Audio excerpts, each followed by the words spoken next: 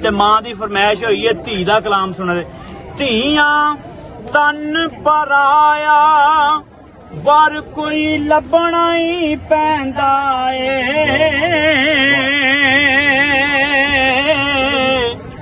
बाबल दा घर धीआं नूं एक दिन छड्डना ही पैंदा धीआं दूर ना विआवी बाबला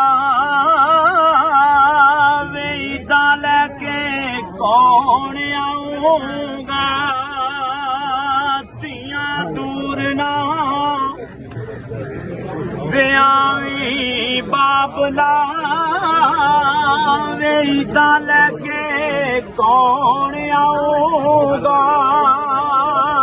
धी अपनी मां दे नाल एक गिला करदी एक बाप ना करदी तेरे लाडां ने जदों सताउणा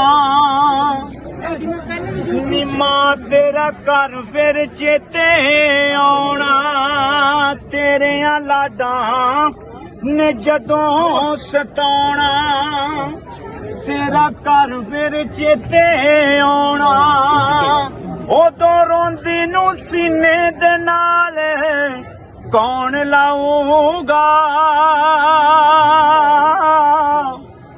ईदा लैके कौन आऊगा। असल धीआं दा जिहड़ा रिश्ता है मापियां दे नाल बड़ा गूढ़ा है ते धी परदेश विच हुंदी ते पता उत्थे लगदा भी मां दुनिया तो चले गई।